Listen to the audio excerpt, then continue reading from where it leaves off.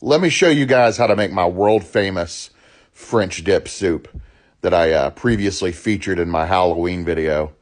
But here's how you make it. Basically, what we're going to do is we're going to make a pot roast, and we're going to make a French onion soup, and we're going to combine the two to make a French dip soup, which is very reminiscent of a French dip sandwich. Anyway, we're going to season both sides of the pot roast, a little salt, a little pepper. Then we're going to go in with this prime rib seasoning I have, whatever seasoning you want to use, but I got this. It's very rosemary heavy, maybe a little too rosemary heavy, but it'll work. It'll be great.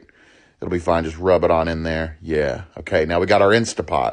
You can use an Instapot or a crock pot or the oven or pressure cooker, however you like to make a roast.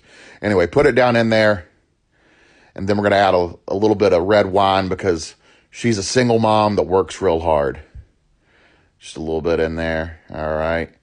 And then we're going to go and we're going to add a little bit of soy sauce to bring out those meaty, earthy flavors. Yeah. And then we got a little water just for some extra liquid. All right, now let's figure out how to put the damn top on. Kind of struggling with it a little bit. Damn it. Son of a... It's supposed to go this way. Can't remember how. Somebody... Where's the damn manual? Can't get this damn thing on. Damn son of a bitch. Okay, there we go. It's on. Okay. Now we got some onions, and we're going to need a lot of onions. You're going to need either a whole bag or several pounds or a large bowl full of onions. We're going to peel them. We're going to cut the ends off. Do that, yeah. I think we all know how to peel an onion, but in case you don't, here's me doing it. So cut it in half, peel the skin off. And you're going to want to do that with all the onions. Don't just do it with one like I'm showing you. Do it with all of them because onion peel is going to be gross in the food. Anyway, you're going to cut them vertically, not horizontally, not in the half moon shapes, because that makes the onions kind of disintegrate and they don't hold their shape as well. So cut them like I'm doing them here. Just thin little slices there. Do all of them. Dump them in there as you go. You're going to need a big old thing of onions. Now, a lot of times when you cut onions, people have a tendency to cry, and I'm people. I cry a lot when I cut onions, and this is a lot of onions. So you're probably going to cry. Honestly, I had not cried this hard since the divorce. I learned when I was working in restaurants, one of the chefs taught me that if you're crying because you're cutting onions, you should go and stick your head in the walk-in freezer. And I guess that works. One time I went in there and there was a girl already in there crying. I think her boyfriend broke up with her, or some lady at one of her tables was really mean to her. Anyway, you want to get a large pot and you want to melt some butter in there. Maybe put a little dash of oil just so it doesn't burn as easily. Okay, now we're going to get that all nice and then we're going to put those onions in there. Look at all those onions. Lots and lots of onions. They're going to cook down to almost nothing, though, so don't get too carried away. Don't get worried. Now we're going to season it, a little salt. Yeah, never have too much salt. You can, but, we want flavor.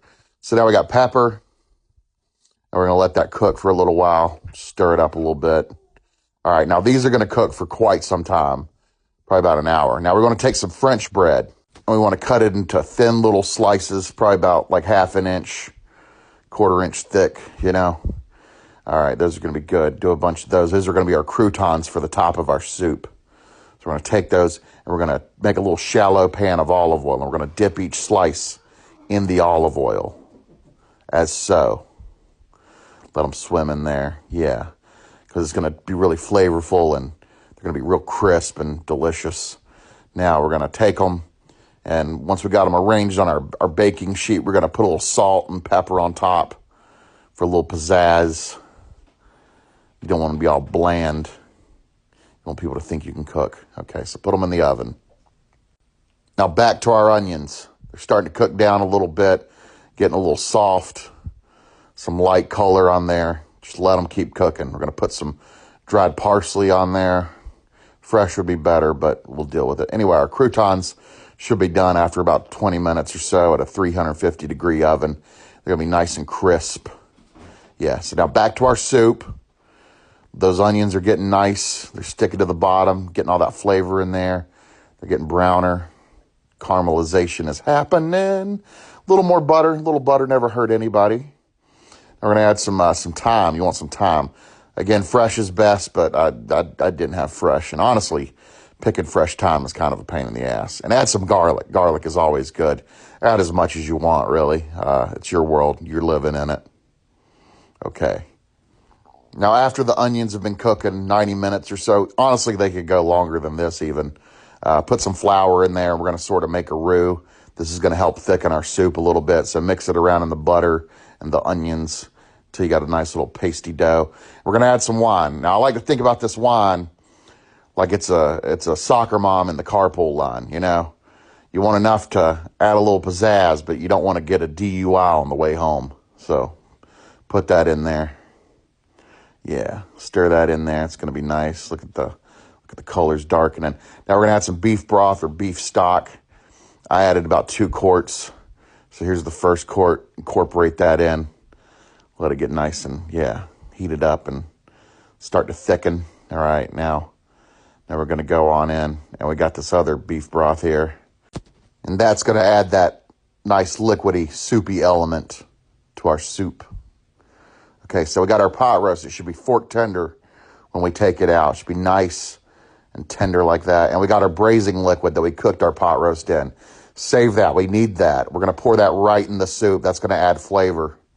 It's going to be delicious.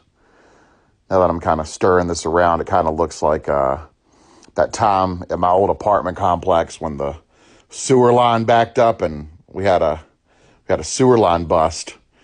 And I went out there and there was just like puddles of raw sewage. But the worst part was that there was like a toy boat and like an action figure sticking in it. So these kids had been playing in, I guess, raw feces. So that was a pretty wild thing to discover. Anyway, you put your pot roast in there. Stir that up real good. Let those flavors introduce themselves to each other like they're at an AA meeting or something. All right, now you're gonna want to go ahead and give it a taste test. Make sure all the flavors are looking good. Now adjust. Add your salt, pepper, your herbs, however you want to do it. Now we got our bowls. We want to have those ready and laid out. We want to take our croutons. We want to lay them on top of the soup as so. So you got a couple pieces of bread there. Then you want to take a little bit of Parmesan cheese. Spread it atop your croutons there. Yeah, that's going to be so good. Now stick a slice of Swiss cheese on top of each of the bowls. Okay, yeah, like that. And then you're going to take them and you're going to put them in the oven. And we're going to use our oven's broiler function. We all know what a broiler is, right? It's that thing we don't use very often, but it cooks the top of things really nice. It's really good for making cheese bubbly. See, look, that's our finished product. That's our French dip soup. We have the bread, the cheese, the meaty, juicy goodness in the bottom. And I guess it's time to just dig in now. Look at that.